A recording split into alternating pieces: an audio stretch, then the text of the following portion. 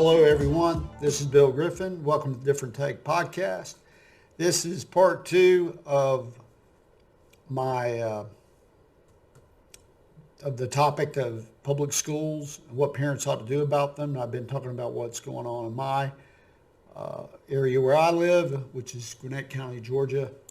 And in the first episode, I talked about 4 different things that parents were upset, and then I've talked about 3 of them so far, which is the school board fired their superintendent. I gave some background information about the county and the school system and so forth. They fired their school superintendent. They had a lot of parents who were upset about schools not having in-person learning, and they finally got that accomplished. The third thing was the fact that they still to this day have a mask mandate for kids K through 12 in Gwinnett County schools. And the last thing I want to talk about is the idea that parents are upset because their children are being indoctrinated in the idea that systemic racism exists. It's interesting that some people would say, no, your children are not being indoctrinated, but indoctrination is, in this context, is defined as teaching a person or group to accept a set of beliefs uncritically. So what this means is they accept this without question. It is a given. So many parents would disagree with the idea that it is a given that systemic racism exists, number one, and they would not even want this taught as a concept to young children who might have a great deal of difficulty understanding this for a lot of different reasons. So what I'd like to do is play you a couple of videos of a couple of parents that are very upset about the idea of critical race theory and this idea of systemic racism. I want to talk a little bit about critical race theory, and what it proposes. One, critical race theory proposes that we should go back 100 years ago. Number 2, CRT teaches that white people are inherently bad and that black people are victims. Number 3, CRT teaches that we are not individuals, but we are groups. Number 4, CRT teaches that we should hate our countries and others based on their skin colors. And number 5, CRT teaches that one race is superior than the other. I disagree with all of those. And I suspect that everyone in this audience disagree with all of those as well. Here's what I propose, and here's what I believe we should be teaching young black men and minorities of this country. Instead, I propose we teach the top 11 problems crippling 80% of blacks and Latinos and people of color. These are the problems affecting 80% of blacks. Not just the other 20% of Latinos and minorities are doing perfectly fine, but the 80% of blacks, here's what's affecting them. Number 1, fatherless homes and welfare state. Number 2, lack of personal responsibilities. Number 3, the religion of hip hop. Number 4, undereducated. Number 5, short-term focus. Number 6, under-earning, not sufficiently skilled. Number 7, black-on-black crimes. Number 8, white liberals. Number 9, the media. Number 10, no fear of God. Thank you. I'm here to address the master manipulators, the puppeteers, the mastermind behind this insanity, the grand wizard behind the curtain who wants to take down the supposed white knight but parades around like one himself. And I'm talking about none other than the white liberals. The Michael Moores of the world, who haven't never been a minority of any kind, but knows exactly what is alien said people, while they live in their 3 mansions with probably cheap labors from Mexico. But I digress yet again. The white liberals who care so much about the planet and cows farting while they fly around in their private jets eating hamburgers. Okay, so I know the examples I just gave. I know the example I just gave is not the majority of the white liberals. So being the equal opportunity person that I am, I'm also here to address the everyday white liberal who have taken up this idiotic notion that they need to fight for my right, that they need to be my voice because apparently I can't speak. Well, let me tell you this, because I'm sure that CNN, MSNBC, NPR, Facebook, Twitter, and all have told you that someone like me am a victim and needs your help and needs to be rescued from a shelter like a puppy. I'm here to relieve you of your duty. I don't need you to fight for me.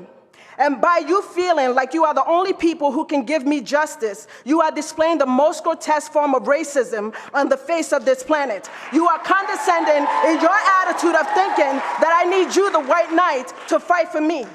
The only thing that I need for you to do is treat me solely on the content of my character and get out of my way.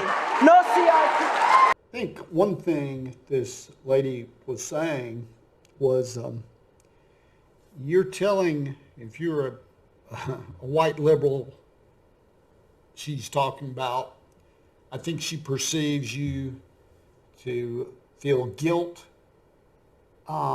because you can't, they've had a good life, good parents, good home, good job, and you can't have those things because of your color. And I think this lady's very offended by that idea that you're going to teach her children that they can't have those things because of their color. And so that's just, it's not surprising more people are, or that a whole host of people in the, are upset about this. And there are people that were clearly from all over the world at these meetings. They're first generation Americans that are expressing this. It's not just of folks that were born here. And there's plenty of those too. And it's pretty sad to see, actually. Something that I noticed during these meetings, as I mentioned in the first episode, there's a lot of pomp and circumstance and a lot of awards given, and a lot of speeches. The board members sound like politicians. I didn't expect them to quite sound that way, the way they speak. It's always really typical. A politician will sound insincere, and that's kind of the way they come off to me. But there's an interesting word that administrators, and, during the public comments sections in the school boards, they use the term stakeholder. And I thought this was really odd to use the term stakeholder. I had not noticed it used in this context before the school board meeting. So when you think of stakeholders, you think of someone who has a stake in an enterprise or business. And almost always, it's just in the way things work, the stakes aren't equal. One person has a larger stake than another. And so I wonder when people think about these things and they're using this term stakeholder, what their criteria is for one person to have a larger stake or say than another one in how the school board operates. What is the criteria? So this makes one wonder if that's part of the thinking. But back to, and I would also say stakeholder is a really interesting word when so many people and teachers do believe in Marxist political ideology. It's just a strange word to use. There is a school board member named Therese Johnson, and I want to talk, this is pretty emblematic. It is the example of what a Marxist presence in our schools, because she is a Marxist. It's pretty clear that she is. I don't know that she would own it, but it's pretty clear that she is. So I'm going to play a clip here of Therese Johnson, who, by the way, in her bio, it's kind of interesting, her bio is that Dr. Therese Johnson, who prefers to be called Dr. Therese. Most people don't really care about how they're addressed, but at any rate, she does. At any rate, we're going to play the first clip, and then you'll see where I'm going after I play this first clip. This is two gentlemen named Glenn Lowry and John McWhorter. They are talking about cops and race. These two gentlemen are very distinguished academics, authors, and have done you can find them very easily, and I encourage you to do so. His podcast is called The Glenn Show, but you can find John McWhorter pretty easily. Actually, both of them, you just type in their names and you can find them very easily. So I'd like for you to listen to this clip. Nationwide, there are white, usually guys, who are killed by the cops in very similar circumstances to these. And it's a long list. And in terms of the official numbers, black people are killed rather disproportionately, but actually it's not nearly as stark as people would suppose. White men are killed by the police under indefensible circumstances constantly in the United States, and we just more don't hear white about men them than more white men media. than black men, for example. Yeah, and so absolutely more, but not relatively more. Right. Okay, and now I would like for you to hear what Gwinnett County School Board member Therese Johnson has to say about the same subject. For those of you who are impacted by the killing of Dante Wright, George Floyd, Breonna Taylor, and others, I want to hold you in my heart, and I encourage you to get the care you need to heal from the constant trauma of racism, bigotry, and hate. So she is not alone in this idea that people believe that George Floyd, Dante Wright, Breonna Taylor died because they were black.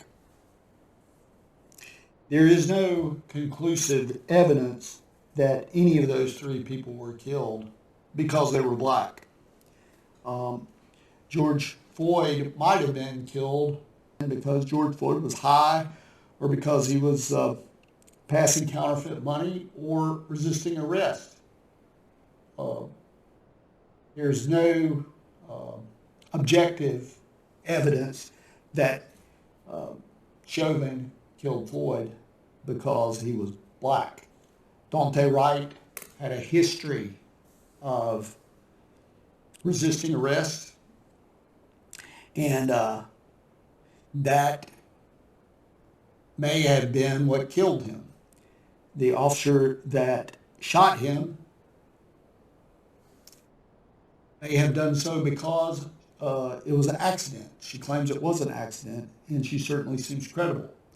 But, and Breonna Taylor was killed, might have been killed because the police were getting shot at, and they were returning fire, and she caught one of the bullets. So she might have just made a mistake around hanging around the wrong people and being in the wrong place at the wrong time. Not, and it could be. I mean, it is tragic that the individual that was in the building where the police knocked and they were fired upon. May have nothing to do with the fact that she's black. But yet, this lady expresses this, and teachers, administrators, and children, a parade of them, have come to these board meetings and made the same statements. And they treat this as I said, as a given. So when parents say their kids are being indoctrinated, that there is systemic racism and they don't want that, you can blame them because you're not using objective evidence. When you question someone's motive, which this person's doing, you really have no way of doing this objectively. And there's something to giving someone the benefit of the doubt. It's do unto others as others do unto you would mean you give someone the benefit of the doubt whenever possible, particularly on something as intent, which is so difficult to determine.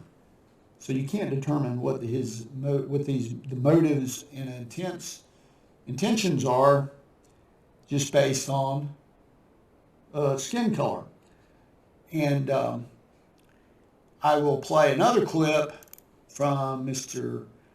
Lowry, or I believe they're both called PhDs, so I'll call them Dr. Lowry and John McWhorter, brilliant people, and they're going to talk about this a little bit more. The idea that to be black is to need to walk around in fear of being killed by the cops is a myth. The data makes it clear that black people do not need to walk around afraid that the cops are going to kill them because of subtle racism. The data doesn't support it. And yet here we are in yet another news cycle where a hideous thing has happened to a black person. And it's the kind of thing that has happened to white people too, but we never hear about it. Happens to a black person, national news. People are protesting, people are breaking things, people are rioting. And we're having all the usual editorials about how to be black is to walk around in fear of the cops and how, Minnesota of all places has a problem with race, et cetera. And it's just not real. You're listening to the Different Take podcast, and I'm talking about the Gwinnett County School Board and specifically the member, Therese Johnson is her name. In addition to some videos I'm going to play that will kind of give you some more insight into Therese Johnson's political ideology and her thoughts, that she's repetitively claimed that systemic racism is, she portrays it as a given, and as I said, that has to filter down or demonstrate. And, it doesn't even have to demonstrate. There are plenty of teachers and students at these that are on video in public claiming the same thing. And this is what parents have a problem with because they can't explain to their kids if there is such a thing, what's the end game? So in addition to some videos I'm going to play for you, there are a number of Facebook posts. And I'll let you see the videos first. And when I make posts that are addressing inequities, racism, anti-Semitism, and all forms of hate, some people may not like that. But I have been doing this work for over 20 years around diversity, equity, and inclusion. And I know that when we do not open the wound, when we do not address the facts, that we cannot move forward. Are socialized racists. White people have privilege, just because of the color of their skin. They have certain advantages that Black people and brown people do not have. Because of societal racism, we have organizations that are structurally racist. And these organizations are easily identifiable because the leadership is all white. Let's change the power structure and end racism. I stand in solidarity with the Asian and Pacific Islander community. They are grieving and experiencing the trauma of bigotry, hate, and racism. The time has come where we put our elbows and our foot on the necks of corporate America. The time has come where we end anti-Black capitalism and structural racism. The time is now. The time is now for an economic revolution so we can all breathe.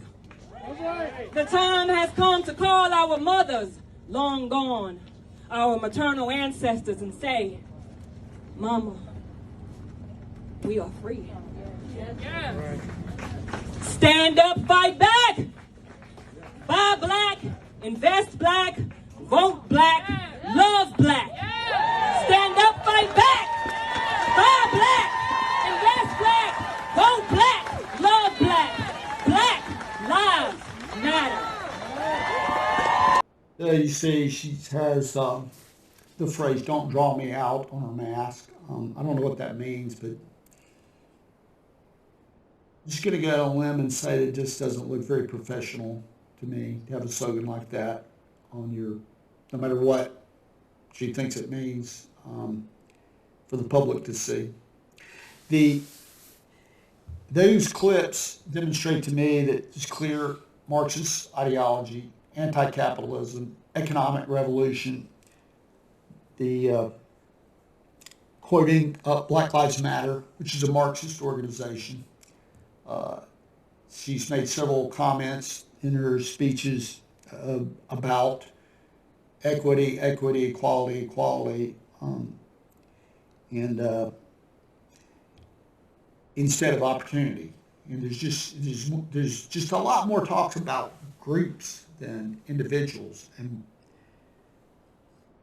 for their kids, I think the vast majority would go with the idea, do unto others as others do unto you, not do unto others as others do unto you, unless their skin color is different. So I think that's what parents are upset about.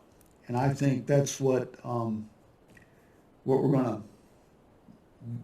has caused a lot of folks come out and vote in Virginia, and will do so in the next election.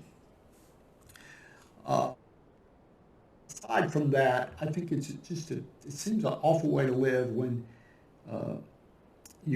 this is all you think about. This is all every day. In Therese Johnson's case, she mentioned her post in a meeting, so I looked up her Facebook page, and it's hundreds and hundreds and hundreds of posts daily, many times a day, often, where it's the same thing, and it just seems disproportionate. There are other issues going on with the schools that are, I think more important.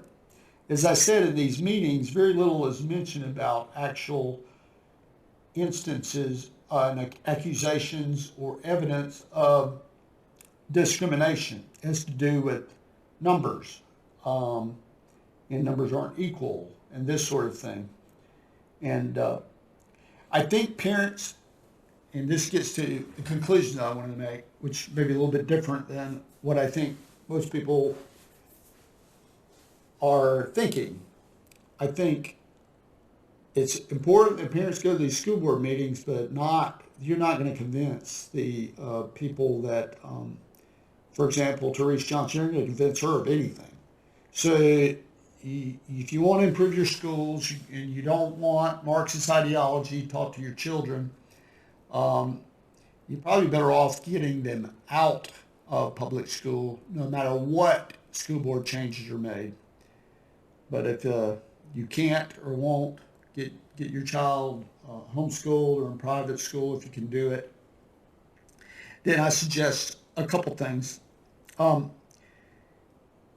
Push to get the board replaced, and you're trying to accomplish is the idea that political ideology, a commitment is made that political ideology will not be taught in public schools. You will not teach that. You will not teach that systemic racism is even a concept. It shouldn't be taught as a concept. My opinion, I don't see any good to come from it.